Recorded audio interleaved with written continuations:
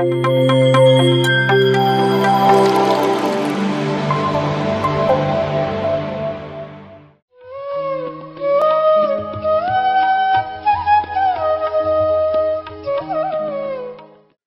ನಾನು ಇಷ್ಟು ಜ್ಞಾನವನ್ನು ತಿಳ್ಕೊಂಡಿರೋದು ತಟವರ್ತಿ ರಾಘಾರಾವ್ ದಂಪತಿಗಳಿಂದ, ಮತ್ತು ಅವರಿಗೂ ಕೂಡ ಶ್ರೀ ತಟವರ್ತಿ ರಾಘಾರಾವ್ ಮತ್ತು ಬ್ರಹ್ಮ ವಿದ್ವರಿಷ್ಠೆ ಶ್ರೀಮತಿ ರಾಜಲಕ್ಷ್ಮಿ ಅಮ್ಮನವರ ಪಾದಗಳಿಗೆ ಶರಣಾರ್ಥಿಗಳನ್ನು ತಿಳಿಸುತ್ತಾ ಈ ಕಾರ್ಯಕ್ರಮದಲ್ಲಿ ಭಾಗವಹಿಸಿರುವ ನಿಮ್ಮೆಲ್ಲರಿಗೂ ಭಕ್ತಿಪೂರ್ವಕ ಶರಣಾರ್ಥಿಗಳು.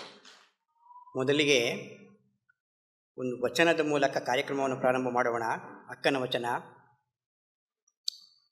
ಅಯ್ಯ ನಿಮ್ಮ ಶರಣರು ಮೆಟ್ಟಿದ ಧರೆಯೇ ಪಾವನವಯ್ಯ, ಅಯ್ಯ ನಿಮ್ಮ ಶರಣರು ನಿಂತುದೆ ನಿಜ ನಿವಾಸವಯ್ಯ, ಅಯ್ಯ ನಿಮ್ಮ ಶರಣರು ಇದ್ದ ಪುರವೇ ಕೈಲಾಸಪುರವಯ್ಯ, ಅಯ್ಯ ಸಿಂಹ ಶರಣರು ಮೆಟ್ಟಿದ ಭೂಮಿಯೇ ಪಾವನವಯ್ಯ, ಅಯ್ಯ ನಿಮ್ಮ ಶರಣ ಬಸವಣ್ಣನ ಪಾದಕ್ಕೆ ನಮೋ ನಮೋ ಎನ್ನುತ್ತೀರ್ದೆನಯ್ಯ, ಚನ್ನ ಮಲ್ಲಿಕಾರ್ಜುನಯ್ಯ. ನೋಡಿ, ಇಲ್ಲಿ ಶರಣರು ಅಂದರೆ ಯಾರು, ಬೇರೆ ಯಾರು ಅಲ್ಲ. 12ನೇ ಶತಮಾನದಲ್ಲಿ ಬಸವಣ್ಣನವರ ಶರಣರ ಯುಗ ಅಂತ. ಆ 12ನೇ ಶತಮಾನದ ಶರಣರೇ ಈಗಿನ ಎಲ್ಲ ಪಿರಮಿಡ್ ಮಾಸ್ಟರ್ಸು. 12ನೇ ಶತಮಾನದ ಶರಣರೇ ಈಗಿನ ಪಿರಮಿಡ್ ಮಾಸ್ಟರ್ಸ್. ಆ 12ನೇ ಶತಮಾನದ ಬಸವಣ್ಣನ ಆತ್ಮವನ್ನು ತೆಗೆದುಕೊಂಡು ಬಂದಿರತಕ್ಕಂಥವರೇ ನಮ್ಮ ಪಿತಾಮಹ ಬ್ರಹ್ಮರ್ಷಿ ಪತ್ರಿಜಿಯವರು. ಬಸವಣ್ಣನವರು 12ನೇ ಶತಮಾನದಲ್ಲಿ ಲಿಂಗ ದೀಕ್ಷೆಯನ್ನು ಕೊಟ್ಟು ಎಲ್ಲರಿಗೂ ಸಸ್ಯಾಹಾರಿಗಳನ್ನಾಗಿ ಮಾಡಿದರು. ಬಸವಣ್ಣನವರು ಎಲ್ಲರಿಗೂ ಎಲ್ಲ ಆತ್ಮವಿದ್ಯೆಯನ್ನು ಹೇಳ್ಕೊಟ್ಟಿದ್ದು ಕೆಳಮಟ್ಟದ ವರ್ಗದವರಿಗೆ. ಎಲ್ಲರೂ ಕೆಳಮಟ್ಟದ ವರ್ಗದವರಿಗೆ, ಮೇಲ್ಜಾತಿಯವ್ರನ್ನ ಇಟ್ಕೊಳ್ಳಿಲ್ಲ ಬಸವಣ್ಣ ಮೂಲತಃ ಮೇಲು ಜಾತಿಯಲ್ಲಿ ಜನ್ಮ ತೆಗೆದುಕೊಂಡು ಬಂದವರು. ಬಸವಣ್ಣ ಮೂಲತಃ ಬ್ರಾಹ್ಮಣರು.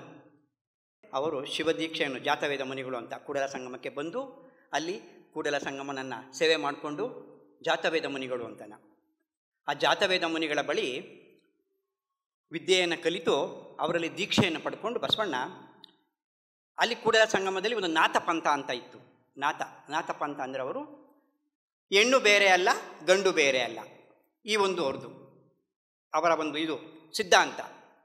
ಆಗ ಬಸವಣ್ಣವರು ಓಹೋ ಇಲ್ಲಿ ಏನೋ ಇದೆ ಅಂತ ಹೇಳ್ಕೊಂಡ್ಬಿಟ್ಟು ಆಮೇಲೆ ಅವರು ಈ ಸಿದ್ಧಾಂತವನ್ನೇ ಜಾತಿ ಇಲ್ಲ, ಕಡಿಮೆ ಜಾತಿನೂ ಇಲ್ಲ, ಜಾಸ್ತಿ ಜಾತಿನೂ ಇಲ್ಲ, ಎಲ್ಲ ಒಂದೇ ಅಂತಕ್ಕಂಥ ಸಿದ್ಧಾಂತವನ್ನು ಇಟ್ಕೊಂಡು ಬಸವಣ್ಣವರು ಅನುಭವ ಮಂಟಪವನ್ನು ರಚಿಸಿದರು. ಅನುಭವ ಮಂಟಪವನ್ನು. ಆ ಅನುಭವ ಮಂಟಪದಲ್ಲಿ ಬಸವಣ್ಣವರು ಇಷ್ಟಲಿಂಗವನ್ನು ಕೊಟ್ಟರು. ಇಷ್ಟಲಿಂಗ ಯಾಕೆ ಕೊಟ್ಟರು ಬಸವಣ್ಣವರು ಅಂತಂದರೆ, ಆ ನಿರಾಕಾರ ಸ್ವರೂಪ ಪರಮಾತ್ಮ, ಇಷ್ಟಲಿಂಗ ದೇವರು ಅಂತ ಹೇಳಿಲ್ಲ ಬಸವಣ್ಣ, ಆ ನಿರಾಕಾರ ಸ್ವರೂಪ ಪರಮಾತ್ಮ ಈ ನಿರಾಕಾರ ಸ್ವರೂಪ ನಮ್ಮಲ್ಲಿ ಇದ್ದಾನೆ, ನಮ್ಮ ಆತ್ಮದಲ್ಲಿ ಇದ್ದಾನೆ ಅಂತ ತೋರಿಸುವುದಕ್ಕಾಗಿ, ಅರಿವಿಗಾಗಿ ಕುರುವು ಕೊಟ್ಟರು ಬಸವಣ್ಣ. ಕುರುವು ಮತ್ತು ಅದೇನು ಧ್ಯಾನನೇ, ಅದು ಶಿವಪೂಜೆ ಅಂದರೆ ಧ್ಯಾನನೇ. ಕೈಯಲ್ಲಿಟ್ಕೊಂಡು ಬಿಂದು ನೋಡಿಕೊಂಡು ಯೋಗ ಮಾಡೋದು. ಲಿಂಗ ಅಂಗ ಒಂದಾಗಬೇಕು ಅಂತನ. ಲಿಂಗಾಂಗ ಯೋಗ. ಲಿಂಗ ಅಂಗ ಅಂದರೆ ಆ ಪರಮಾತ್ಮ ಬೇರೆ ಅಲ್ಲ, ನಾವು ಬೇರೆ ಅಲ್ಲ. ಬಸವಣ್ಣ ಹೇಳಿ ಸಿದ್ಧಾಂತ ಒಂದೇ. ಅದಕ್ಕೆ ಕುರುಹು ಕೊಟ್ಟರು ಬಸವಣ್ಣವರು. ಆ ಕುರುವಿನ ಮೂಲಕ ಅದನ್ನು ನೋಡಿಕೊಂಡು ಲಿಂಗಾಂಗ ಯೋಗ ಮಾಡ್ತಾ ಮಾಡ್ತಾ ಮಾಡ್ತಾ ಮಾಡ್ತಾ ಧ್ಯಾನಕ್ಕೆ ಹೋಗುವುದು. ಧ್ಯಾನನೇ ಮಾಡಿದ್ದು ಅದು ಪ್ರಾಥಮಿಕ ಹಂತ. ಅದು ಲಿಂಗಾಂಗ ಯೋಗ. ಮತ್ತು ಬಹಳ ಹಿಂದೆ ಕಾಲದಲ್ಲಿ ಋಷಿಮುನಿಗಳು ಕೂಡ ಲಿಂಗವನ್ನು ಬ್ಯಾಗಲ್ಲಿ ಇಟ್ಕೊಂಡು ಹೋಗ್ತಾ ಇದ್ರು. ಸಪ್ತ ಋಷಿಗಳೆಲ್ಲನೂ ಸತ್ಯಯುಗದಲ್ಲಿ ಸಂಧ್ಯಾವಂದನೆ ನದಿಲೆಲ್ಲ ಮಾಡಿದ ಮೇಲೆ ಅದನ್ನ ಕೈಯಲ್ಲಿ ಇಟ್ಕೊಂಡು ಕಾನ್ಸಂಟ್ರೇಷನ್ ಪಡ್ಕೊಂಡು ಆಮೇಲೆ ಧ್ಯಾನ ಮಾಡ್ತಾಯಿದ್ರು. ಇದು ಶಂಕರಾಚಾರ್ಯರು ಸ್ಥಾವರ ಲಿಂಗವನ್ನು ಸ್ಥಾಪನೆ ಮಾಡಿದ್ರು. ಬಸವಣ್ಣನವರು ಒಂದು ಹೆಜ್ಜೆ ಮುಂದೆ ಹೋದರು, ಅದನ್ನು ಎದೆ ಮೇಲೆ ಹಾಕ್ಕೊಳ್ಳಿ ಅಂತ ಅಂದರು. ಇಷ್ಟಲಿಂಗ ಮಾಡಿದ್ರು. ಇನ್ನು ಯಾಕೆ ಸದಾ ಎದೆ ಮೇಲೆ ಹಾಕ್ಕೋಬೇಕು ಅಂತಂದರೆ, ಇಲ್ಲಿರ್ತಕ್ಕಂಥದ್ದು ನೋಡಿದಾಗೆಲ್ಲ ನಾವು ನಾನು ಶರೀರ ಅಲ್ಲ, ನಾನು ಆತ್ಮ ಅಂತ ತಿಳಿಯೋದಕ್ಕೋಸ್ಕರವಾಗಿ ಪೂಜೆಗೋಸ್ಕರ ಕೊಡಲಿಲ್ಲ ಬಸವಣ್ಣ ಲಿಂಗವನ್ನು. ಶರೀರ ಅಲ್ಲ, ನಾನು ಆತ್ಮ. ನಿರಾಕಾರ ಸ್ವರೂಪ ಆತ್ಮ ಅಲ್ಲ, ಅದು ಸಕಾರ ರೂಪ ನಮ್ಮ ಒಳಗಡೆ ಇದೆಯಲ್ವಾ, ಅದನ್ನು ತಿಳಿಯೋದಕ್ಕೋಸ್ಕರವಾಗಿ ಬಸವಣ್ಣ ಸದಾ ಕಾಲ ಲಿಂಗ ಇಟ್ಕೊಂಡಿರ್ರಿ ಎಂದರು.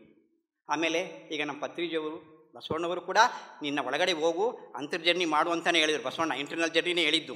ಆದರೆ ನಮ್ಮ ಪತ್ರಿಜಿಯವರು ಈಗೇನು ಬಂದರು, ಲಿಂಗನೂ ಬೇಡ, ಸ್ಥಾವರ ಲಿಂಗನೂ ಬೇಡ, ಇಷ್ಟಲಿಂಗನೂ ಬೇಡ, ಆತ್ಮಲಿಂಗ ದರ್ಶನ ಮಾಡ್ಕೊಳ್ಳಿ ಅಂತ ಹೇಳಿದರು ಪತ್ರಿಜಿಯವರು.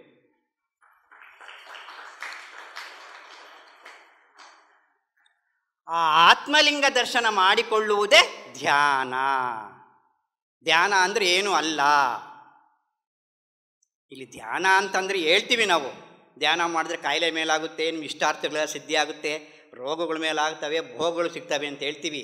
ಆದರೆ ಧ್ಯಾನದ ಮೂಲ ಉದ್ದೇಶ ಆತ್ಮದರ್ಶನ. ಆತ್ಮದರ್ಶನಕ್ಕೋಸ್ಕರ ಧ್ಯಾನ ಮಾಡಬೇಕು ನಾವು ಅಲ್ವಾ. ಆತ್ಮದರ್ಶನ ಸಿಕ್ಕಿದೆ ಅಂತಂದು ಎಲ್ಲ ಸಿಗುತ್ತಲ್ವಾ. ಈಗ ಒಂದು ಭತ್ತವನ್ನು ಮಿಲ್ಗೆ ಹಾಕ್ಸಿದ್ರೆ ಏನು ಬರುತ್ತೆ? ಫಸ್ಟು ದೊಡ್ಡೊಟ್ಟು ಬರುತ್ತೆ, ಆಮೇಲೆ ಏನು ಬರುತ್ತೆ? ಸಣ್ಣೊಟ್ಟು ಬರುತ್ತೆ, ಆಮೇಲೆ ಏನು ಬರುತ್ತೆ? ತೌಡು ಬರುತ್ತೆ. ತೌಡು ಬಂದಮೇಲೆ ಏನು ಬರುತ್ತೆ? ನುಚ್ಚು ಬರುತ್ತೆ. ನುಚ್ಚು ಬಂದಮೇಲೆ ಒರಿಜಿನಲ್ ಅಕ್ಕಿ ಬರುತ್ತೆ ಅಲ್ವಾ. ಅದೇ ರೀತಿಯಾಗಿ ಇಲ್ಲಿ ಸಂಕಲ್ಪ ಇಟ್ಕೊಂಡು ರೋಗಗಳ ಮೇಲಾಗಲಿ ಇಷ್ಟಾರ್ಥ ಮೇಲಾಗಲಿ ಅಂದರೆ ಅಷ್ಟು ಮಾತ್ರ ಆಗುತ್ತೆ. ನೀವೇನು ಅಂದ್ಕೊತೀರಾ ಅಷ್ಟು ಮಾತ್ರ ಆಗುತ್ತೆ. ಸಂಕಲ್ಪ ರಹಿತ ಧ್ಯಾನ ಮಾಡಿದ್ರೆ ಎಲ್ಲವೂ ಸಿಗುತ್ತೆ ಅಲ್ವಾ. ಅಕ್ಕಿ ಎಲ್ಲ ಸಂಪೂರ್ಣ ಅಕ್ಕಿ ಬಂದಮೇಲೆ ದೊಡ್ಡೊಟ್ಟೂ ಬರುತ್ತೆ, ಸಣ್ಣೊಟ್ಟೂ ಬರುತ್ತೆ, ನುಚ್ಚೂ ಬರುತ್ತೆ, ತೌಡೂ ಬರುತ್ತೆ. ಈ ರೋಗಗಳು ಭೋಗಗಳು ದೊಡ್ಡೊಟ್ಟು, ಸಣ್ಣೊಟ್ಟು, ನುಚ್ಚು, ಇದು ಅಕ್ಕಿ ಪರಮಾತ್ಮ ಅಲ್ವಾ. ಪರಮಾತ್ಮನ ಸಿಕ್ಕಿದ ಅಂದಮೇಲೆ ಅದೆಲ್ಲ ಇನ್ನೇನಕ್ಕೆ ಬೇಕು ಅಲ್ವಾ. ಅಂದರೆ ನಿಮ್ಗೆ ಅರ್ಥ ಆಗಲ್ಲ, ಇದು ಆತ್ಮಜ್ಞಾನ ಅಷ್ಟು ಬೇಗ ಹೋಗಲ್ಲ ಅಂಥೇಳಿ ರೋಗಗಳ ಮೇಲಾಗ್ತವೆ, ನೀವು ಅಂದ್ಕೊಂಡಿದ್ದೆಲ್ಲ ಆಗುತ್ತೆ ಅಂಥೇಳಿ ಧ್ಯಾನ ಮಾಡಿ ಅಂತ ಪತ್ರಿಜಿ ಹೇಳಿದ್ದಾರೆ.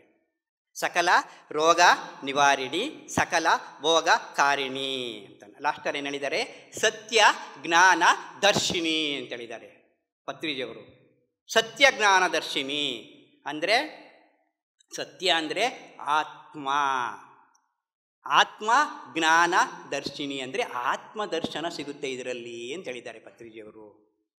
ನೋಡಿ ಹೇಳಿದರು ಇಲ್ಲೆಲ್ಲ ಭಾಳ. ನೆನ್ನೆ ಅಲ್ಲಿ ಯಾರು ಇವರು ಲಲಿತಮ್ಮವ್ರ ಮನೆಯಲ್ಲಿ ರೋಗಗಳ ಮೇಲಾಗುತ್ತೆ, ಖಂಡಿತ ಆಗುತ್ತೆ. ಆಮೇಲೆ ನಿಮಗೆ ರಹಸ್ಯ ಗೊತ್ತಿಲ್ಲ, ಇಲ್ಲಿ ನಾವು ಎಲ್ಲ ಹಿಂಗೆ ಮಾಡಿ ಬಂದಿರೋರೇ ಧ್ಯಾನ, ಹೊಸದಾಗಿ ಎಲ್ಲ ಆಗುತ್ತೆ, ಆಮೇಲೆ ಏನೂ ಆಗಲ್ಲ. ಯಾಕೆ ಗೊತ್ತಾ?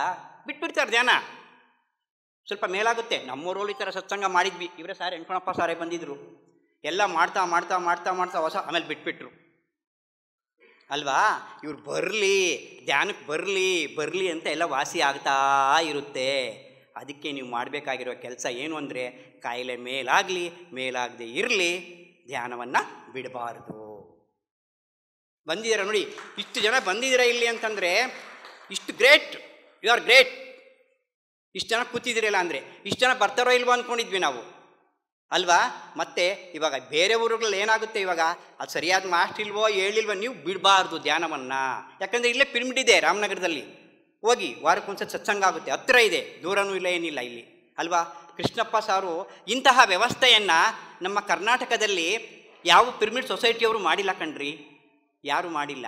ಇನ್ನು 100 ಜನ ಬೇಕಾದರೂ ಹೋಗಲಿ, ಆಹಾರ ನೀಡ್ತಾರೆ, ಹೋಗಲ್ಲ ಅವರು. 100 ಜನ ಹೋಗಲಿಲ್ಲ, ಅಲ್ಲಿರೋಕ್ಕಾಗಲಿಲ್ಲ. ಒಂದು ಮನೆ ಕೂಡ ಅವರು ಹಂಗೆ ಇಟ್ಟಿದ್ದಾರೆ, ಬಾಡಿಗೆ ಕೊಟ್ಟಿಲ್ಲ, ಸ್ವಂತ ಮನೆ. ಯಾರಾದರೂ ಎಕ್ಸ್ಟ್ರಾ ಬಂದರೆ ಧ್ಯಾನಿಗಳು ಧ್ಯಾನ ಮಾಡ್ಕೊಳ್ಳೋದಕ್ಕಿರಲಿ ಅಂತ. ನಿಮ್ಗೆ ಯಾರಾದರೂ ಸಮಸ್ಯೆ ಇರೋರು ಪಿರಮಿಡ್ ವ್ಯಾಲಿನಲ್ಲಿ ಹೋಗಿ ಅಲ್ಲಿ 500 ರೂಪಾಯಿ ಕೊಡಬೇಕು ಪಿರಮಿಡ್ ವ್ಯಾಲಿನಲ್ಲಿ ದಿನಕ್ಕೆ. ಇಲ್ಲೇನು ಕೊಡೋಂಗಿಲ್ಲ. ಇಲ್ಲಿ ನೀವು 8 ದಿನ 10 ದಿನ ಸತತವಾಗಿ ಸಮಸ್ಯೆ ಇರೋರು ಹೋಗ್ಬೋದು. ಏನು ಪ್ರಾಪಂಚಿಕ ಯಾವಾಗಲೂ ಇದ್ದದ್ದೇ ಅಲ್ವೇನ್ರಿ. ನಿಮಗೆ ಶರೀರ ಇದ್ದರೆ ತಾನೇ ನೀವು ಇರೋದಿಲ್ಲಿ. ಶರೀರ ಇರಬೇಕು ಅಂದರೆ ಏನು ಮಾಡಬೇಕು? ರೋಗರಹಿತರಾಗಿರಬೇಕು. ರೋಗ ಹೋಗಬೇಕು ಅಂತಂದರೆ ಹಾಸ್ಪಿಟ್ಲಿಗೆ ಹೋಗಬೇಕು. ಹಾಸ್ಪಿಟ್ಲಿಗೆ ಹೋದರೆ ತಾತ್ಕಾಲಿಕವಾದ ರೋಗ ವಾಸಿಯಾಗುತ್ತೆ ಅಷ್ಟೇ. ಧ್ಯಾನ ಮಾಡಿದ್ರೆ ಶಾಶ್ವತವಾದಂತಹ ರೋಗ ಒಂದೇ ಅಲ್ಲ, ಮನಃಶಾಂತಿ, ಆತ್ಮದರ್ಶನ ಎಲ್ಲ ಸಿಗುತ್ತೆ. ಯಾವಾಗ ನೀವು ಹೆಚ್ಚು ಹೆಚ್ಚು ಸಾಧನೆ ಮಾಡಿದಾಗ. ಇವತ್ತು ಸಾಧನೆ ಮಾಡಿದ್ರಲ್ಲ, ತುಂಬ ಚೆನ್ನಾಗಿ ಧ್ಯಾನ ಮಾಡಿದ್ರಿ. ಇದೇ ಥರ ಧ್ಯಾನವನ್ನು ನಿತ್ಯವೂ ಮಾಡಬೇಕು, ದಿನವೂ ಮಾಡಬೇಕು ಮನೆಯಲ್ಲಿ ಧ್ಯಾನ. ನೀವೇನೋ ಅಲ್ಲೇನೋ ಅವ್ರ ಹೆಸರು ಅವ್ರ ಮನೆಯಲ್ಲೂ 1 ಗಂಟೆ ಮಾಡಿದ್ರೆ ಸರಿ, ಓಕೆ. ಮನೆಯಲ್ಲೂ ಕೂಡ ಸತತವಾಗಿ ಧ್ಯಾನ ಮಾಡಬೇಕು. ನಿಮ್ಮ ಧ್ಯಾನ ಸಮಯವನ್ನು ಹೆಚ್ಚು ಮಾಡ್ಕೋಬೇಕು.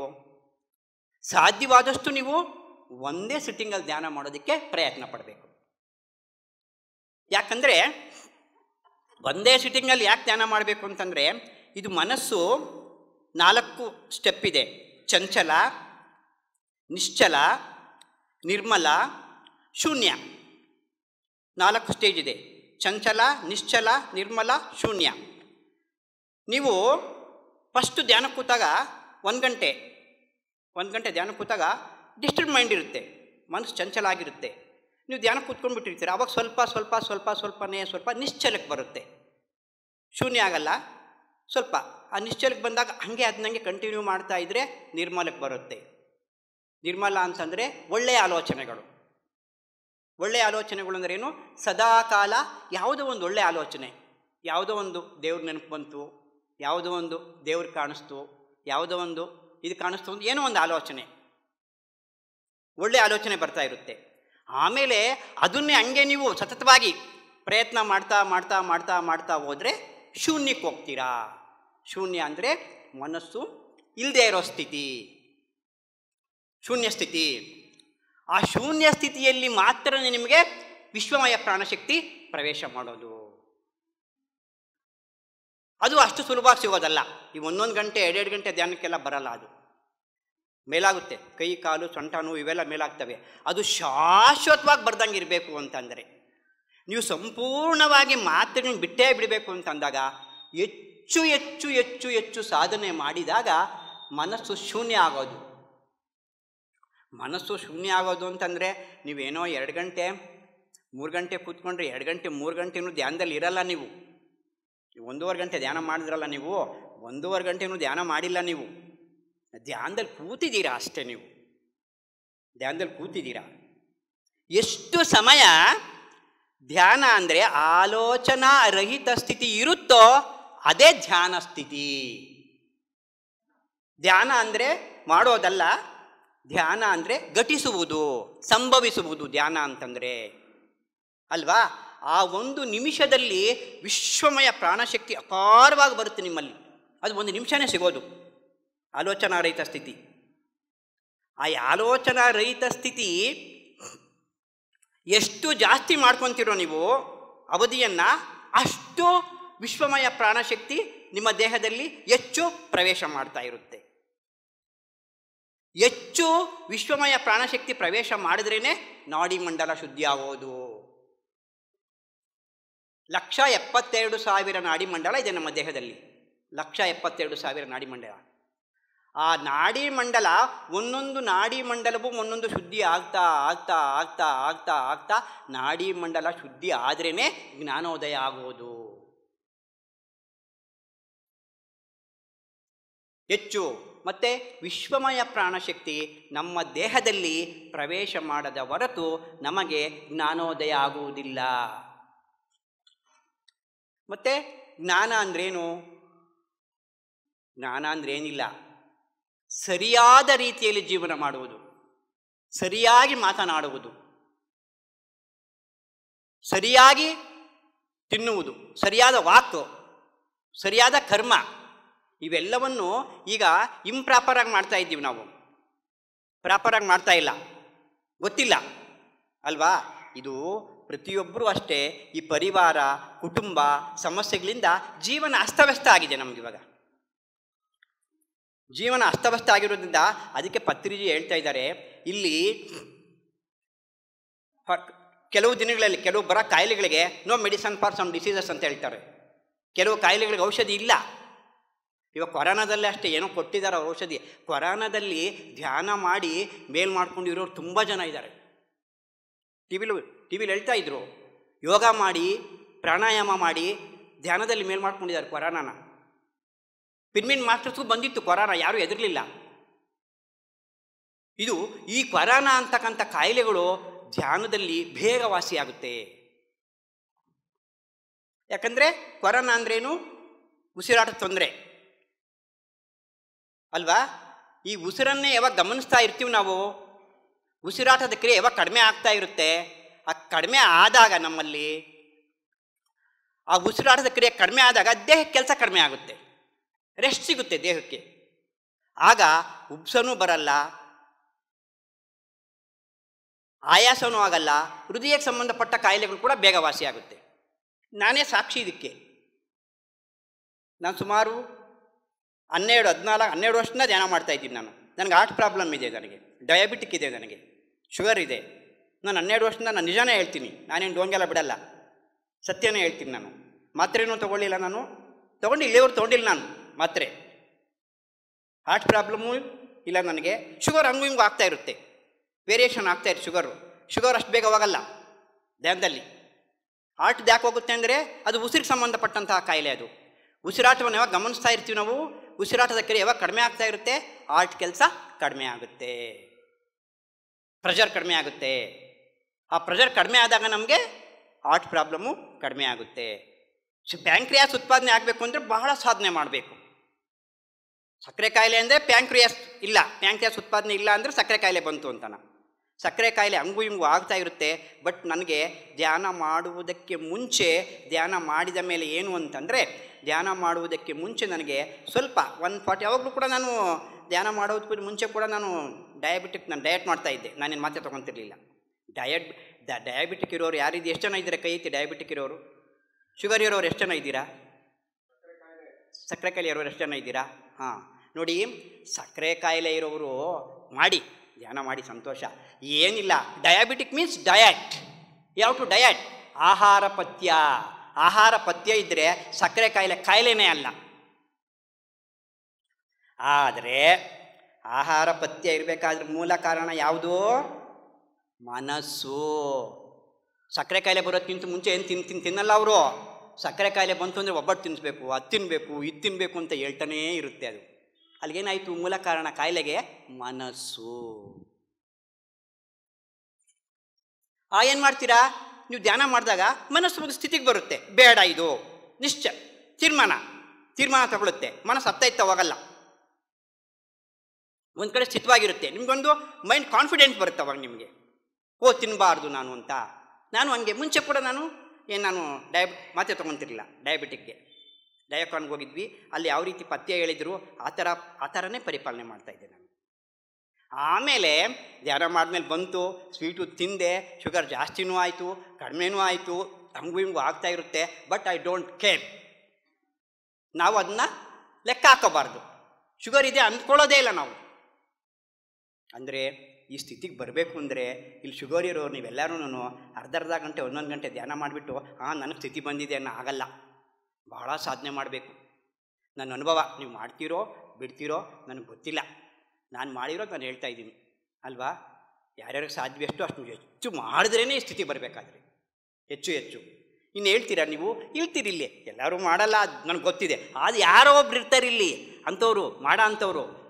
ಇವಾಗ ಪತ್ರಿಜಿಯವರು ಆತ್ಮಜ್ಞಾನವನ್ನು ಇಡೀ ಪ್ರಪಂಚ ಎಲ್ಲ ಹೇಳ್ತಾ ಇದ್ದಾರೆ. ಎಲ್ಲರೂ ಬಂದಿದ್ದಾರಾ ಧ್ಯಾನಕ್ಕೆ? ಅದಕ್ಕೆ ಪತ್ರಿಜಿ ಏನು ಹೇಳ್ತಾರೆ, ನಿಮ್ಮ ಕರ್ತವ್ಯ ನೀವು ಮಾಡಿ, ಪಾಂಪ್ಲೆಟ್ ಕೊಡಿ. ಅದರಲ್ಲಿ ಯಾರೋ ಒಬ್ರು ಇರ್ತಾರೆ ಧ್ಯಾನಕ್ಕೆ ಬರೋರು. ಆ ಒಬ್ಬರಿಗೋಸ್ಕರನೇ ಸತ್ಸಂಗ ಮಾಡಿರೋದು ಇವು ಕೃಷ್ಣಪ್ಪ ಅವರು. ಇದ್ರಲ್ಲಿ ಎಲ್ಲರೂ ಯಾರೋ ಇರ್ತಾರೆ, ಫಿಲ್ಟರ್ ಆಗೋರು ಬಂದಿದ್ದಾರೆ ಇಲ್ಲಿ. ಪತ್ರಿಜಿ ಆತ್ಮಜ್ಞಾನಿ ಯಾರೋ ಒಬ್ರು ಇರ್ತಾರೆ, ಅವ್ರಿಗಿನ್ನೂ ಗೊತ್ತಿರಲ್ಲ ಆತ್ಮಜ್ಞಾನ. ಬಂದಿರ್ತಾರೆ ಅವರು, ಹಿಂದಿನ ಜನ್ಮದಲ್ಲೆಲ್ಲ ಮುಗಿಸ್ಕೊಂಡು ಬಂದಿರ್ತಾರೆ. ಅವ್ರಿಗೋಸ್ಕರನೇ ಈ ಕ್ಲಾಸುಗಳು ಇವೆಲ್ಲನೂ. ಆದರೆ ದೇವರು ಹೊಸಳಿಲಿ ಹಂಗೆ ಆಗಬಾರ್ದು. ನೀವೆಲ್ಲರೂ ಆತ್ಮಜ್ಞಾನಿಗಳಾಗಬೇಕು.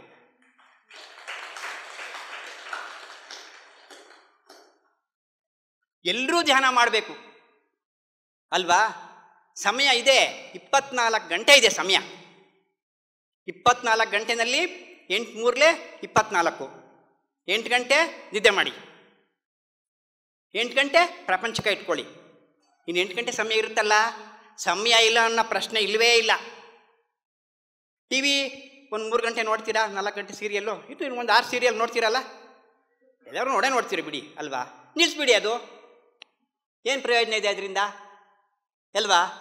ಕೆಲಸ ಮಾಡಬೇಕು, ಅಡುಗೆ ಮಾಡಬೇಕು, ಊಟ ಮಾಡಬೇಕು. ಗಂಡಸರು ಕೆಲಸಕ್ಕೆ ಹೋಗ್ಬೇಕು, ಬೇಕು ಹಣ, ಬೇಕು ಹಣ ಇಲ್ಲದೆ ಇದ್ರೆ ಸಂಸಾರ ನಡೆಯಲ್ಲ. ಅದು ಮಾಡಲಿ, 8 ಗಂಟೆ ಕೆಲಸ ಮಾಡಿ ಬರಲಿ ಪ್ರಪಂಚಕದಲ್ಲಿ ಅಲ್ವಾ? ಮಿಕ್ಕಿ ಸಮಯ ಇರ್ತಾರೆ 8 ಗಂಟೆ ನಿದ್ದೆ ಮಾಡಿ, 4 ಗಂಟೆ ಮಾಡಿ. ಪತ್ರಿಜಿ ಹೇಳಿದ್ದಾರೆ 3 ಗಂಟೆ ಧ್ಯಾನ, 1 ಗಂಟೆ ಸ್ವಾಧ್ಯಾಯ, 1 ಗಂಟೆ ಸಜ್ಜನ ಸಾಂಗತ್ಯ ಮಾಡಿ ಅಂತ ಹೇಳಿದ್ದಾರೆ ಪತ್ರಿಜಿಯವರು. ಸಾಧ್ಯವಾದಷ್ಟು ನೀವು ಧ್ಯಾನವನ್ನು ಒಂದೇ ಸಿಟ್ಟಿಂಗಲ್ಲಿ ನೀವು ಜಾಸ್ತಿ ಕೂತ್ಕೊಳ್ಳೋಕ್ಕಾಗದೇ ಇದ್ರೂ 1 ಗಂಟೆ ಕೂತ್ಕೊಳ್ಳೋರು 1.5 ಗಂಟೆ ನೋಡಿ. ಇವ್ರಿಗೆ ಕೂತ್ಕೊತಾರೆ, ಇವರು ರಾತ್ರಿ ಎಲ್ಲ ಕೂತ್ಕೊತಾರೆ, ಹಗಲೆಲ್ಲ ಅವರು ಇವು ಒಂದೇ, ಅವರು ಒಂದೇ, ನಾವು ಒಂದೇ, ಎಲ್ಲರೂ ಒಂದೇ ಅಲ್ಲ. ಅವ್ರು ಹೆಂಗೆ ಬಂದವ್ರೆ? ಅವರೇನು ದೇವಲೋಕದಿಂದ ಇಳಿದು ಬಂದಿದ್ದಾರೇನು? ಅವರು ಎಲ್ಲರೂ ಹುಟ್ಟಿದಂಗೆ ಅಂದರೆ ಪತ್ರಿಜಿ ಅವ್ರು ಏನು ಹೇಳ್ತಾರೆ, ಒಬ್ಬ ಮನುಷ್ಯನಿಗೆ ಸಾಧ್ಯವಾಗಿದ್ದು ಎಲ್ಲರಿಗೂ ಆಗುತ್ತೆ. ಅದು ಎಲ್ರಿಗೂ ಸಾಧ್ಯ ಬೇಕಾದ ಆಗುತ್ತೆ. ಯಾವಾಗ? ಅಭ್ಯಾಸ ಮಾಡಿದಾಗ. ಕೃಷ್ಣ ಹೇಳಿದಾನೆ ಭಗವದ್ಗೀತೆಯಲ್ಲಿ, ಅಭ್ಯಾಸೇನ ವೈರಾಗ್ಯೇನ ಛ. ಕೃಷ್ಣಕ್ಕೆ ಅರ್ಜುನ ಕೇಳ್ತಾನೆ, ಏನಪ್ಪ ನನಗೆ ಈ ವಯಸ್ಸಲ್ಲಿ ಇವನು ಅರ್ಜುನ ಧ್ಯಾನ ಮಾಡಿದ್ದು ಯುದ್ಧ ಆಗೋಕ್ಕಿಂತ ಮುಂಚೆ ಧ್ಯಾನ ಮಾಡಲಿಲ್ಲ ಅರ್ಜುನ. ಏನು ಬೋಧನೆ ಮಾಡಿದ್ರು ಕೇಳಲಿಲ್ಲ ಅರ್ಜುನ, ಆಗಲಿಲ್ಲ. ಆಮೇಲೆ ರಾಜ್ಭಾರ ಎಲ್ಲ ಮಾಡಿದ್ಮೇಲೆ ಪರಮಾತ್ಮ ರಾಜ್ಭಾರ ಮಾಡಿದ್ದೀನಿ, ಎಲ್ಲ ಇದೆ, ಭೋಗ ಇದೆ, ಶಾಂತಿ ಇಲ್ಲ, ನಾನೇನು ಮಾಡಬೇಕಪ್ಪ ಅಂತಾನೆ. ಧ್ಯಾನ ಮಾಡು ಅಂತ ಹೇಳ್ತಾನೆ. ಹೆಂಗಪ್ಪ ಈ ವಯಸ್ಸಲ್ಲಿ ಇದನ್ನು ಧ್ಯಾನ ಮಾಡೋದು ಹೆಂಗೆ ಏನು ಅಂತಂದಾಗ, ಆಗ ಅಭ್ಯಾಸ ಮಾಡು, ವೈರಾಗ್ಯ ಬಿಡು. ವೈರಾಗ್ಯ ಅಂತಂದರೆ ವ್ಯಾಮೋಹ, ಪ್ರಾಪಂಚಿಕದ ಮೇಲಿನ ವ್ಯಾಮೋಹ. ಇಲ್ಲಿ ಪ್ರಾಪಂಚಿಕದ ಮೇಲಿನ ವ್ಯಾಮೋಹ ಬಿಡೋದು ಅಂತಂದರೆ ಹೆಂಡ್ತಿನ, ಮಕ್ಕಳನ್ನ, ಕಾರ್ನ, ಒಡವೆಗಳನ್ನ ಬಿಟ್ಟು ಹೋಗೋದಲ್ಲ. ಅದರ ಮೇಲಿನ ಅತಿಯಾದ ಪ್ರೀತಿಯನ್ನು ಬಿಡುವುದು ವ್ಯಾಮೋಹ ಅಂತಂದರೆ. ಎಲ್ಲ ಬಿಟ್ಬಿಟ್ಟು ಹೋಗ್ರಿ ಅಂತ ಹೇಳಿಲ್ಲ ಪತ್ರಿಜಿಯವರು, ಇರಲಿ 50-50 ಹೇಳಿದ್ದಾರೆ ಪತ್ರಿಜಿಯವರು. 50% ಲಿಟಲ್ ಲೈಫ್, 50% ಸ್ಪಿರಿಚುವಲ್ ಲೈಫ್. 50% ಆಧ್ಯಾತ್ಮಿಕ ಜೀವನ, 50% ಪ್ರಾಪಂಚಿಕ ಜೀವನ. ನಾವೇನು ಮಾಡ್ತಾ ಇದ್ದೀವಿ ಇಲ್ಲಿ ಇವಾಗ? 90% ಪ್ರಾಪಂಚಿಕ ಜೀವನದಲ್ಲಿದ್ದೀವಿ, 1% ಆಧ್ಯಾತ್ಮಿಕ ಜೀವನದಲ್ಲಿದ್ದೀವಿ. ಅದು ಯಾವಾಗ ಆಧ್ಯಾತ್ಮಿಕ ಜೀವನ? ಏನೋ ಮೊನ್ನೆ ಧ್ಯಾನಕ್ಕೆ ಬಂದಿದ್ದೀರಾ, ಇರಲಿ, ಏನೋ 1 ಗಂಟೆ ಯಾವಾಗಲೂ ಒಂದು ಸಮಯ ದೇವ್ರ ಮುಂದೆ ದೇವ್ರ ಪೂಜೆ ಮಾಡ್ತೀರಾ. ಅವಾಗ ಏನೋ ಒಂದು ಸಮಯ ಸ್ವಲ್ಪ ದೇವ್ರ ಪೂಜೆ ಮಾಡೋರಿಗೆ ಯಾರಾದರೂ ಅಭ್ಯಾಸ ಇದ್ದರೆ ದೇವ್ರ ಮುಂದೆ ಕೂತ್ಕೊಂಡು ಸ್ಮರಿಸ್ತೀರಿ ಅವಾಗಾದ್ರೂ ಅಲ್ವಾ? ಅಲ್ಲೂ ದೇವಸ್ಥಾನಕ್ಕೆ ಹೋದ್ರೂ ಕೂಡ ಕನ್ವರ್ಜೇಷನ್ನೇ. ಪರಮಾತ್ಮ ನೋಡೋಕ್ಕೆ ಬಂದಿದ್ದೀವಿ ಅಂತ ಅಂದ್ಕೊಳ್ಳಲ್ಲ ಅಲ್ಲಿ ಅಲ್ವಾ? ಅದಕ್ಕೆಲ್ಲ ಮೂಲವಾಗಿ ಮಾಡಬೇಕಾಗಿರೋದು ನಾವಿಲ್ಲಿ ಧ್ಯಾನ ಮಾಡಬೇಕು ಅಂದರೆ ಉಸಿರಾಟದ ಮೇಲೆ ಗಮನ ಕೊಡಬೇಕು. ಇನ್ನು ಉಸಿರಾಟದ ಮೇಲೆ ಯಾಕೆ ಗಮನ ಕೊಟ್ಟು ಧ್ಯಾನ ಮಾಡಬೇಕು ಅಂತಂದರೆ ಕೃಷ್ಣ ಹೇಳ್ತಾನೆ ಭಗವದ್ಗೀತೆಯಲ್ಲಿ, ಅಭ್ಯಾಸೇನ ವೈರಾಗ್ಯೇನ ಚ. ಅಂದರೆ ಅಭ್ಯಾಸ ಮತ್ತು ವೈರಾಗ್ಯ ಅಂದರೆ ವ್ಯಾಮೋಹ ಬಿಡುವುದು. ವ್ಯಾಮೋಹ ಬಿಡೋದು ಅಂದರೆ ಇರ್ತಾರೆ, ಗಂಡನೂ ಇರ್ತಾರೆ, ಅವ್ರ ಮೇಲೆ ಅತಿಯಾದ ಪ್ರೀತಿ ಬೇಡ. ಅವರು ಅಲ್ಲಿರಲಿ, ಅವ್ರು ನೋಡ್ಕೊತಾ ಇರು, ಜೊತೆಗೆ ಧ್ಯಾನ ಮಾಡ್ತಾಯಿರು. ಅಭ್ಯಾಸ, ಕಠಿಣವಾದ ಅಭ್ಯಾಸ ಮಾಡಬೇಕು. ಅಭ್ಯಾಸೇನ ವೈರಾಗ್ಯೇನ ಚ ಶ್ರದ್ಧವಾನ್ ಲಭ್ಯತೆ ಜ್ಞಾನಂ. ಶ್ರದ್ಧೆ ಇರಬೇಕು ಧ್ಯಾನ ಮಾಡೋದಕ್ಕೆ. ಇವಾಗೆಲ್ಲ ನೀವು ಶ್ರದ್ಧೆಯಿಂದಾನೇ ಬಂದಿದ್ದೀರಾ, ನಿಮಗೆ ಜೋರಾಗಿ ಚಪ್ಪಾಳೆ ನಿಮ್ಗೆಲ್ಲರಿಗೂ. ಮತ್ತೆ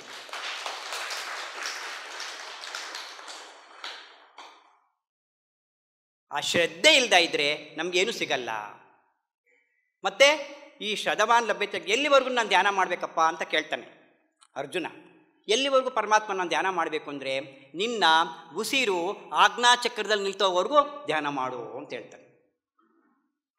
ಉಸಿರು ಆಜ್ಞಾಚಕ್ರದಲ್ಲಿ ನೀವು ಧ್ಯಾನವನ್ನು ಮಾಡ್ತಾ ಕಡಿಮೆ ಆಗೋಗುತ್ತೆ ಉಸಿರು. ಸಂಪೂರ್ಣವಾಗಿ ಉಸಿರು ಆಡೋದೇ ಗೊತ್ತಾಗಲ್ಲ ನಿಮಗೆ. ಅದಕ್ಕೆ ಪತ್ರಿಜಿಯವರು ಉಸಿರಾಟದ ಮೇಲೆ ಗಮನ ಅಂತ ಹೇಳಿದ್ದಾರೆ. ಧ್ಯಾನ ಅಂತಂದರೆ ಸಂಪೂರ್ಣ ನಿಂತೋಗ್ಬಿಡುತ್ತೆ. ನೀವು ಸಾಧನೆ ಮಾಡಿದ್ರೆ ನಿಂತೋಗಿ ಇಲ್ಲಿ ಬರುತ್ತೆ, ಆಜ್ಞಾಚಕ್ರದಲ್ಲಿ ನಿಂತೋಗುತ್ತೆ ಉಸಿರು. ಅಲ್ಲಿಗೆ ಹೇಳ್ತಾನೆ, ನೀನು ಆಜ್ಞಾಚಕ್ರಕ್ಕೆ ಬರೋವರೆಗೂ ಧ್ಯಾನ ಮಾಡು ಅರ್ಜುನ ಅಂತ ಹೇಳ್ತಾರೆ. ಸರ್ವಜ್ಞ ಕೂಡ ಹೇಳಿದ್ದಾನೆ, ಆಸನವ ಚಲಿಸದೆ ನಾಸಿಕಾಗ್ರದ ದೃಷ್ಟಿಯ ಸೂಸುವ ಪವನವನ್ನು ನಿಲ್ಲಿಸುವ ಯೋಗಿ ಈಶನಾಗಿಕ್ಕು ಸರ್ವಜ್ಞ ಅಂತ ಹೇಳಿದ್ದಾರೆ ಸರ್ವಜ್ಞ. ಎಲ್ಲ ಇದು ಧ್ಯಾನ ಅನ್ನೋದು ಋಷಿ ಪರಂಪರೆ, ಮೊದಲಿಂದ ಬಂದಿರತಕ್ಕಂಥದ್ದು, ಹೊಸ ಬಂದಿರೋದೇನಲ್ಲ ಈ ಧ್ಯಾನ ಅಂತಕ್ಕಂಥದ್ದು. ಸರ್ವಜ್ಞ ಹೇಳಿದೆ, ಆಸನವ ಚಲಿಸದೆ ಅಂದರೆ ಒಂದು ಸ್ಥಿರ ಸುಖ ಆಸನದಲ್ಲಿ ಕೂತ್ಕೊಂಡು ಆರಾಮಾಗಿ.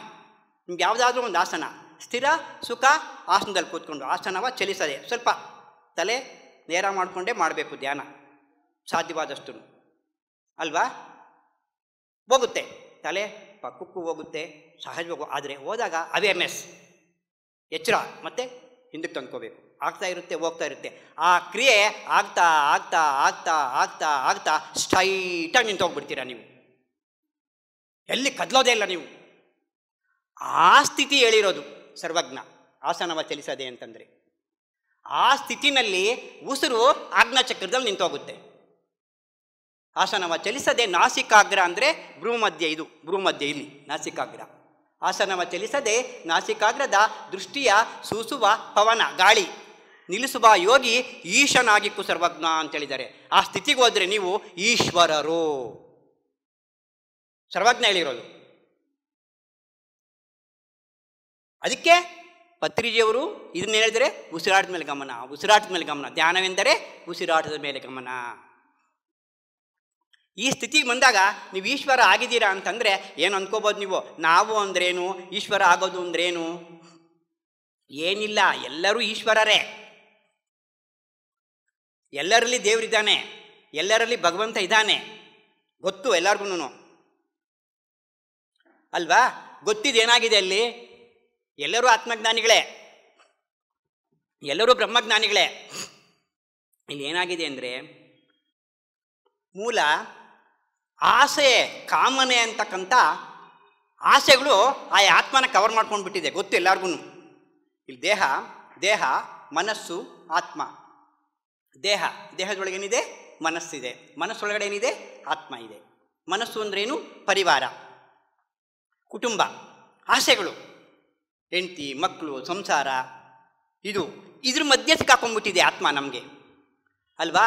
ಈ ಕವರಾಗೋಗ್ಬಿಟ್ಟಿದೆ, ಮುಸುಕು. ಮನಸ್ಸು ಅಂತಕ್ಕಂಥ ಮುಸುಕನ್ನು ತೆಗೆದಾಗ ಆತ್ಮದರ್ಶನ ಆಗುತ್ತೆ ನಿಮಗೆ.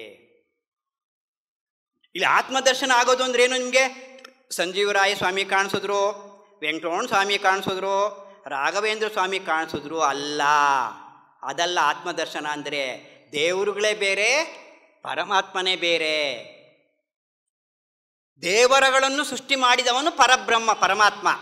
ಇವ ನಾವು ಮಾಡ್ತಾ ಇರೋದಿಲ್ಲಿ ದೇವರುಗಳ ಪೂಜೆ ಅಲ್ಲ, ದೇವತಾ ಪೂಜೆಗಳಲ್ಲ ನಾವು ಮಾಡ್ತಾ ಇರೋದು. ಪರಬ್ರಹ್ಮನ ಪೂಜೆ. ಧ್ಯಾನ ಅಂತಂದರೆ ಸೃಷ್ಟಿಕರ್ತ ಭಗವಂತ ಪರಶಿವ, ಅವರೆಲ್ಲರನ್ನೂ ಸೃಷ್ಟಿ ಮಾಡಿದನಲ್ಲ ಅವನು ಯಾರು ಬೇರೆ ಯಾರು ಅಲ್ಲ, ಅವನು ನಮ್ಮೊಳಗಡೆನೇ ಇದ್ದಾನೆ. ಕೃಷ್ಣ ಹೇಳಿದಾನೆ ಭಗವದ್ಗೀತೆಯಲ್ಲಿ, ಅಹಂ ಆತ್ಮ ಗುಡಾಕೇಶ ಸರ್ವಭೂತಾಶ್ರಯ ಸ್ಥಿತಃ ಅಹಂ ಆದಿ ಮಧ್ಯ ಅಂತ್ಯಂಚ ಭೂತಾನಾಂ ಏವಚ ಅಂತೇಳಿದ್ದಾನೆ ಕೃಷ್ಣ ಭಗವದ್ಗೀತೆಯಲ್ಲಿ. ಕೃಷ್ಣ ಭಗವದ್ಗೀತೆಯಲ್ಲಿ ಏನು ಹೇಳಿದ್ರು? ಅಹಂ ವಿಗ್ರಹ ಗುಡಾಕೇಶ ಅಂತ ಹೇಳಲಿಲ್ಲ. ಓದ್ರಿ ಭಗವದ್ಗೀತೆ, ಯಾರಾದ್ರೂ ಓದ್ತೀರಾ ಭಗವದ್ಗೀತೆ? ಇದೆ ನೋಡಿ, ಅಲ್ಲೇನು ಹೇಳಿದ ಕೃಷ್ಣ? ಅಹಂ ಆತ್ಮ, ನಾನು ಆತ್ಮ. ಅರ್ಜುನ, ಗುಡಾಕೇಶ ಅಂದರೆ ಅರ್ಜುನ ನಾನು ಆತ್ಮ.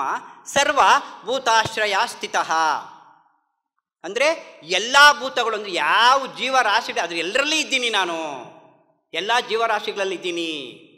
ಭೂತಾಶ್ರಯ ಸ್ಥಿತಃ. ಮತ್ತು ಮಧ್ಯದಲ್ಲಿ ಮೊದಲಿದ್ದು ಮಧ್ಯ ಇಲ್ದಂಗೆ ಲಾಸ್ಟ್ನಾಗಿದ್ದು ಆ ಥರ ಇಲ್ಲ. ಆದಿ ಮಧ್ಯ ಅಂತ್ಯಂಚ ಭೂತಾನಾಂ ಏವಚ, ಎಲ್ಲ ಸಕಲ ಜೀವರಾಶಿಗಳಲ್ಲೂ ಸದಾ ಕಾಲ ಇರ್ತೀನಿ ಅಂತ ಹೇಳಿದ್ದಾನೆ. ಅದನ್ನೇ ಪತ್ರಿಜಿಯವರು ಏನು ಹೇಳಿದರು? ಆ ಸದಾಕಾಲ ನಮ್ಮಲ್ಲಿರ್ತಕ್ಕಂಥ ಆತ್ಮವನ್ನು ದರ್ಶನ ಮಾಡಿಕೊಳ್ಳೋ ವಿದ್ಯೆಯೇ ಧ್ಯಾನ.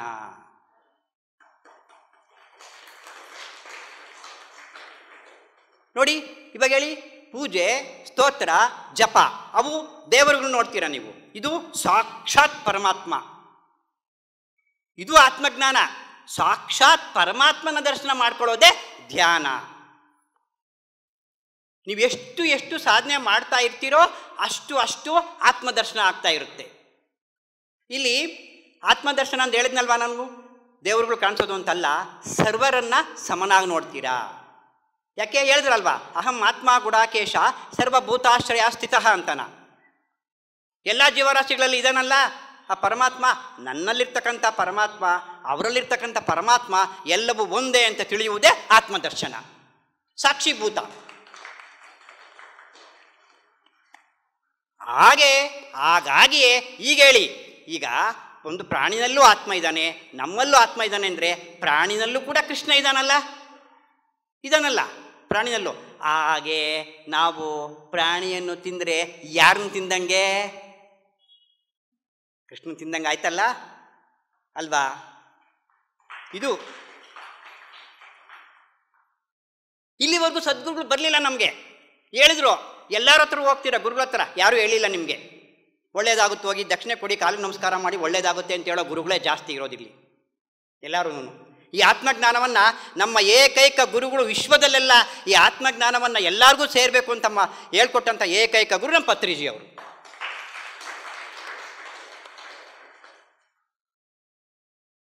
ಯಾರಿಗೂ ಆ ಧೈರ್ಯ ಇಲ್ಲ. ಸ್ಟೇಜ್ ಮೇಲೆ ಕೂತ್ಕೊಂಡು ಸ್ವಾಮಿಗಳು ಬರ್ತಾರೆ, ಯಾರಾದರೂ ಬರ್ತಾರೆ, ಮಾಂಸಾಹಾರ ತಿನ್ಬೇಡ್ರಿ ಅಂತ ಯಾರಾದರೂ ಹೇಳಿದಾರಾ? ಪತ್ರಿಜಿ ಡೈರೆಕ್ಟಾಗಿ ಹೇಳ್ತಾರೆ, ಅದು ರಾಕ್ಷಸ ಆಹಾರ. ಬಿಡ್ತಿರೋ ತಿಂತಿರೋ ನಿಮ್ಮಿಷ್ಟ, ಅದು ನಮಗೆ ಸಂಬಂಧ ಇಲ್ಲ. ನಾವು ನಿಮ್ಗೆ ಯಾರಿಗೂ ಪರ್ಸ್ನಲಾಗಿ ಬಂದು ಹೇಳಲ್ಲ. ನಾವು ಸತ್ಯ ಏನಿದೆ ಈ ಸತ್ಯವನ್ನು ಹೇಳಿದಂತಹ ವಿಗ್ರಹಾರಾಧನೆ ಬೇಡ, ಮಾಂಸಾಹಾರ ಬೇಡ ಅಂತ ಹೇಳಿದ ಏಕೈಕ ಗುರು ನಮ್ಮ ಪತ್ರಿಜಿನೇ, ಯಾರೂ ಹೇಳಿಲ್ಲ.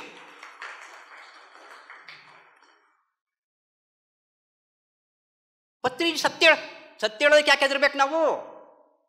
ಕೇಳಿದ್ರೆ ಕೇಳಲಿ, ಬಿಟ್ಟರೆ ಬಿಡಲಿ. ಇವಾಗ ನಾವು ಹೇಳ್ದಾರಲ್ಲ ಹೇಳ್ತಾರೆ, ಪತ್ರಿಜಿ ಅವರು ಇನ್ನೂ ಮುಂದೆ ಏನು ಹೇಳಿದ್ದಾರೆ, ಮಾಂಸಾಹಾರ ತಿನ್ನುವುದು ತಪ್ಪು ಅಂತ ನೀನು ಭಾಷಣದಲ್ಲಿ ಮಾತ್ರ ಹೇಳಬೇಕೇ ಹೊರತು ವ್ಯಕ್ತಿಗತವಾಗಿ ಹೇಳೋಕ್ಕೆ ಅಧಿಕಾರ ನಮಗಿಲ್ಲ. ನೀವು ತಿಂತೀರಾ ಅದು ನಮಗಿಲ್ಲ, ಅದು ನಮ್ಗೆ ಸಂಬಂಧ ಇಲ್ಲ. ಹೇಳ್ತಾ ಇದ್ದೀವಿ, ಇವಾಗ ಮಾಂಸ ತಿಂದರೆ ಪ್ರಾಣಿ ತಿಂದರೆ ಯಾರು ತಿಂದಂಗೆ, ಸಾಕ್ಷಾತ್ ಭಗವಂತನ ತಿಂದಂಗೆ ಅಂತ ಹೇಳ್ತಾ ಇದ್ದೀವಿ. ಅದು ಅರ್ಥ ಮಾಡ್ಕೊಳ್ಳೋದು ಬಿಡೋದು ಅವರವರ ಜ್ಞಾನ ಎಷ್ಟಿದೆ ಅದ್ರ ಮೇಲೆ ಹೋಗುತ್ತೆ. ಇಲ್ಲಿ ನೀವು ಬಹಳ ಗಮನಿಸಬೇಕಾದ ವಿಚಾರ ಅಂದರೆ, ಲಕ್ಷಾಂತರ ಜನ ಮಾಂಸಾಹಾರನ ಸಸ್ಯಾಹಾರಕ್ಕೆ ಬಂದವ್ರಿ. ಹೊಡೀರಿ ಜೋರಾಗಿ ಚಪ್ಪಾಳೆ. ಲಕ್ಷಾಂತರ ಜನ ಬಂದಿದ್ದಾರೆ. 12ನೇ ಶತಮಾನದಲ್ಲಿ ನಮ್ಮ ಬಸವಣ್ಣವರು 1,96,000 ಜನನನ್ನು ಶರಣರನ್ನಾಗಿ ಮಾಡಿದ್ರು. 1,96,000 ಜನ. ಎಲ್ಲರೂ ಕಡಿಮೆ ಜಾತಿಯವರೇ. ಡೋಹರ ಕಕ್ಕಯ್ಯ, ಮಾದರ ಚೆನ್ನಯ್ಯ, ಮಡಿವಾಳ ಮಾಚಯ್ಯ, ಅಂಬಿಗರ ಚೌಡಯ್ಯ, ನೂಲಿಯ ಚಂದಯ್ಯ, ಅಡಪದ ಅಪ್ಪಣ್ಣ, ಎಲ್ಲ ಕಡಿಮೆ ಜಾತಿಯವ್ರನ್ನೇ ಇಟ್ಕೊಂಡಿದ್ದು ಬಸವಣ್ಣವರು. ನಮ್ಮ ಪತ್ರಿಜಿಯವರು ಮಾಡಿದ್ದು ಅದೇ ಕಣ್ರಿ. ಪತ್ರಿಜಿಯವರು ನೀನು ಯಾರಾದರೂ ಸಸ್ಯಾಹಾರಿಗಳು ಹೋದರೆ, ಏಮಯ್ಯ ಏನು ಸಮಾಚಾರಮೋ ಅಂತಾರೆ. ಏಮಂಟೆ ಧ್ಯಾನಂ ಸರ್, ವೆಜಿಟೇರಿಯನ್ನ ನಾನ್ ವೆಜಿಟೇರಿಯನ್ ಅಂತ ಕೇಳ್ತಾರೆ. ನಾನು ವೆಜಿಟೇರಿಯನ್, ಧ್ಯಾನ ಚೈನೆ ಓದ್ಪೋ ಅಂತಾರೆ ಅವರು. ನೀನು ಧ್ಯಾನ ಮಾಡಲೇಬೇಡ ಹೋಗು ಅಂತಾರೆ. ಇನ್ನೇನಿಲ್ಲ, ಪತ್ರಿಜಿಯವರ ಕುತೂಹಲ ಏನು ಅಂದರೆ, ನಿನ್ನಲ್ಲಿ ದೇವರಿದ್ದಾನಪ್ಪ, ಸಾಕ್ಷಾತ್ ಪರಮಾತ್ಮ ಇದ್ದಾನಪ್ಪ, ಅದು ಗೊತ್ತಾಗ್ತಾ ಇಲ್ಲ ನಿನಗೆ, ಒದ್ದಾಡ್ತಾ ಇದೆಯಾ ನೀನು, ಅದನ್ನ ಅರಿವು ಮೂಡಿಸೋದಕ್ಕೆ ಬಂದಿದ್ದೀನಿ ನಾನು ಅಂತ ಹೇಳ್ತಾರೆ ಪತ್ರಿಜಿಯವರು. ಅಲ್ವಾ? ಅದಕ್ಕೆ ಇಲ್ಲಿ ಪ್ರಪ್ರಥಮ ಪಾಪಗಳಲ್ಲಿ ದೊಡ್ಡ ಕ್ರೈಮ್, ಬಿಗ್ ಕ್ರೈಮ್, ದೊಡ್ಡ ಪಾಪ ಯಾವುದು? ಮಾಂಸಾಹಾರ ಭಕ್ಷಣೆ ದೊಡ್ಡ ಪಾಪ. ಯಾಕಂದರೆ ಇಲ್ಲಿ ಮೂಲ ಮಾನವ ಮಾಂಸಾಹಾರಿ ಅಲ್ಲ, ಮೂಲತಃ ಮಾಂಸಾಹಾರಿ ಅಲ್ಲ. ಗೆಡ್ಡೆ ಗೆಣಸು ತಿಂತಿದ್ದವನು ಫಸ್ಟು ಕಾಡಲ್ಲಿ. ಸೃಷ್ಟಿ ಬರೀ ಗೆಡ್ಡೆ ಗೆಣಸು ತಿಂತಾ ಇದ್ದ. ಅದೇನೋ ಕಾರಣಾಂತರದಿಂದ ಅವನು ಮಲ ಸಿಕ್ತು, ಅದು ಹಿಡ್ಕೊಂಡ ತಿಂದ. ಹಂಗೆ ಏನೋ ಆಯಿತು, ವರ್ಗಗಳಾದವು, ಎಲ್ಲ ಆದವು, ಏನೋ ಹೋಯ್ತು. ಆದರೆ ಸದ್ಗುರುಗಳು ಬಂದಿದ್ದಾರಲ್ಲ, ಸದ್ಗುರುಗಳು ಬರೋವರೆಗೂ ಗೊತ್ತಿಲ್ಲ ನಮಗೆ. ಈಗ ಸದ್ಗುರುಗಳು ಬಂದು ಹೇಳ್ತಾ ಇದ್ದಾರಲ್ಲ, ಅದು ತಪ್ಪು ಅಂತನಾ ಅಲ್ವಾ? ಹಾಗಾಗಿ ಈ ದೇಹ ಕೂಡ ರಚನೆ ಆಗಿರೋದು ಕೂಡ ಸಸ್ಯಾಹಾರಕ್ಕೇನೆ. ಮೊದಲು ಇದನ್ನು ಬಿಡಬೇಕು ನಾವು. ಇದು ಮತ್ತೆ ನೀವು ಹೇಳ್ತೀರಾ, ಅದಕ್ಕೆ ಪತ್ರಿಜಿ ಏನು ಹೇಳ್ತಾರೆ, ಅದಕ್ಕೆ ನಾವು ಕೆಲವರು ಹೇಳ್ತಾರೆ, ಸರ್ ನೀವು ಮಾಂಸಾಹಾರದ ಬಗ್ಗೆ ಹೇಳಿದ್ರೆ ಅವ್ರು ಧ್ಯಾನಕ್ಕೆ ಬರಲ್ಲ ಅಂತ. ಅದಕ್ಕೆ ನಾವು ಸಾಮಾನ್ಯವಾಗಿ ಮಾಂಸಾಹಾರದ ಬಗ್ಗೆ ಫಸ್ಟ್ ಧ್ಯಾನಕ್ಕೆ ಹೇಳಲ್ಲ. ನಾವು ಧ್ಯಾನ ಮಾಡಿರಿ ಅಂತ ಹೇಳ್ತೀವಿ ಅಷ್ಟೇನೇನೆ. ಧ್ಯಾನ ಮಾಡಿ ಅಂತ ಹೇಳ್ತೀವಿ. ಧ್ಯಾನ ಮಾಡಿದ್ರೆ ನನಗೆ ತಿಳಿದ ಮಟ್ಟಿಗೆ ಧ್ಯಾನ ಮಾಡಿರೋರು ಇದ್ದಾರೆ, ಧ್ಯಾನ ಮಾಡಿಯೂ ಕೂಡ ತಿಂದವರು ಇದ್ದಾರೆ, ನಾವಿಲ್ಲ ಅಂತ ಹೇಳಲ್ಲ. 80% ಜನ ಧ್ಯಾನ ಮಾಡಿದ್ರೆ ಮಾಂಸಾಹಾರ ಬಿಟ್ಬಿಡ್ತಾರೆ.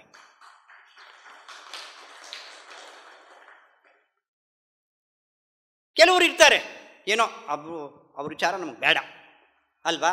ನಮ್ಮೂರಲ್ಲೇ ಒಬ್ಬಾತ, ಈ 75 ಇಯರ್ಸ್ ಓಲ್ಡು, ಧ್ಯಾನ ಕಸ್ತೂರಿ ಪುಸ್ತಕ ಬರ್ತಿತ್ತು, ಕೊಟ್ಟೆ ಮತ್ತೆ ನಾನು ಓದಪ್ಪ ಇದನ್ನ ಅಂತನ. ಓದ್ತಾ ಇಲ್ಲಿಟ್ರೇಟೆಡ್, ಅವ್ರು ಏನು ಗೊತ್ತಿಲ್ಲ ಅವ್ರಿಗೆ, ಸುಮ್ಮನೆ ಅಕ್ಷರ ಕೂಡ ಅಷ್ಟೇ, ಉಸಿರಾಟದ ಮೇಲೆ ಹಂಗೆ ಓದ್ತಿದ್ರು. ಹೇಳಿ ಹೆಂಗಿರುತ್ತೆ ಅನ್ನೋದಕ್ಕೆ, ಪರಿವರ್ತನೆ ಆಗೋದಕ್ಕೆ. ಆಗ ಅಲ್ಲಿ ಕೂತಿದ್ದೆ, ಬಸ್ ಸ್ಟ್ಯಾಂಡಲ್ಲಿ ಓದ್ತಿದ್ರು ಅವರು. ಬಸ್ ಸ್ಟ್ಯಾಂಡಲ್ಲಿ ಕೂತ್ಕೊಂಡು ಪುಸ್ತಕ ಓದ್ತಾ ಮಾಂಸ ತಿನ್ನೋದು ಬಿಟ್ಬಿಟ್ರು. ಮುದುಕ ಅವರು ಬಿಟ್ಬಿಟ್ಟು ಆಮೇಲೆ ಮೊಟ್ಟೆ ಕೂಡ ಬಿಟ್ಬಿಟ್ರು, ಎರಡು ಬಿಟ್ಬಿಟ್ರು. ನೋಡಿ ಪರಿವರ್ತನೆ.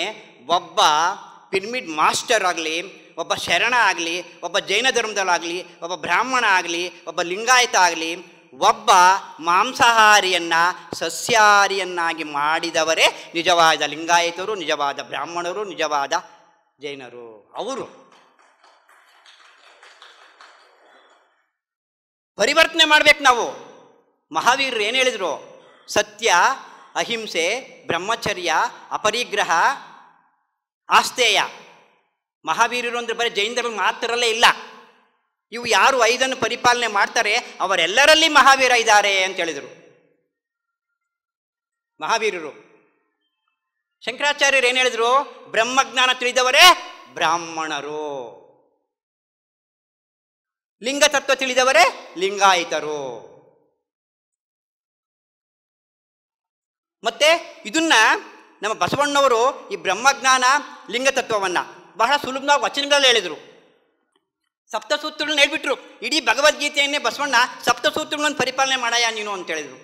ಕಲಬೇಡ ಕೊಲಬೇಡ ಉಸಿಯ ನುಡಿಯಬೇಡ, ಕಲಬೇಡ ಕೊಲಬೇಡ ಉಸಿಯ ನುಡಿಯಬೇಡ, ಮುನಿಯಲು ಬೇಡ ಎನ್ನ ಬಣಿಸಬೇಡ, ಇದಿರ ಅಳೆಯಬೇಡ, ಕಲಬೇಡ ಕೊಲಬೇಡ ಉಸಿಯ ನುಡಿಯಬೇಡ, ಅನ್ಯರಿಗೆ ಅಸಹ್ಯ ಪಡಬೇಡ, ಇದೇ ಅಂತರಂಗ ಬಹಿರಂಗ ಶುದ್ಧಿ, ಇದೇ ನಮ್ಮ ಕೂಡಲ ಸಂಗಮ ದೇವನು ಒಲಿಯುವ ಪರ್ಯಂತೋ, ಕಲಬೇಡ ಕೊಲಬೇಡ ಉಸಿಯ ನುಡಿಯಬೇಡ.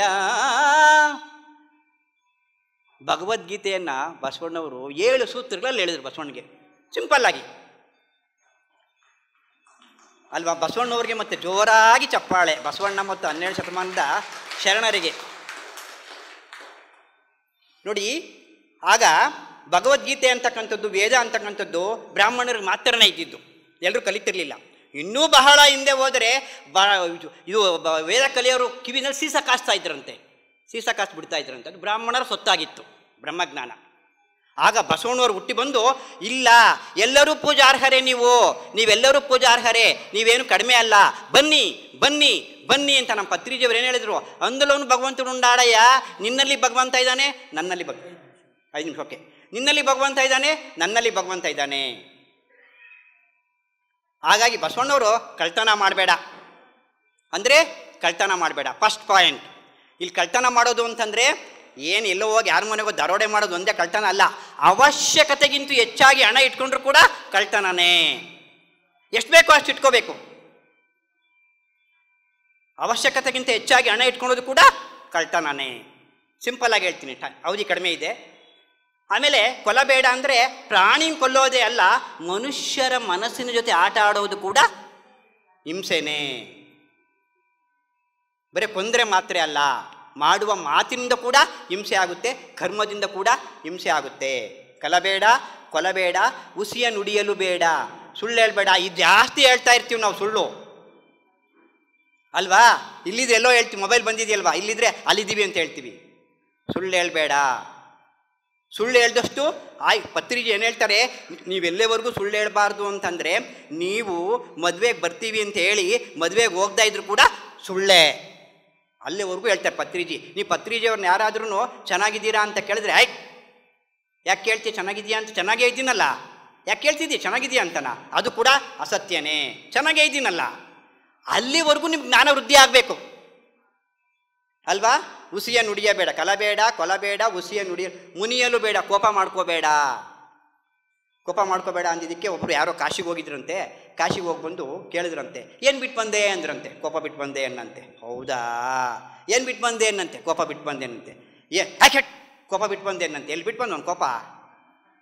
ಮತ್ತೆ ಮತ್ತೆ ಕೇಳಿದ್ನಂತೆ, ಅದಾ ಕೋಪ ಬಿಡೋದು. ಕಾಶಿಗೆ ಹೋದ್ರೆ ಕೋಪ ಬಿಡಲ್ಲ ರೀ, ಧ್ಯಾನ ಮಾಡಿದ್ರೆ ಕೋಪ ಬಿಡ್ತೀರಾ.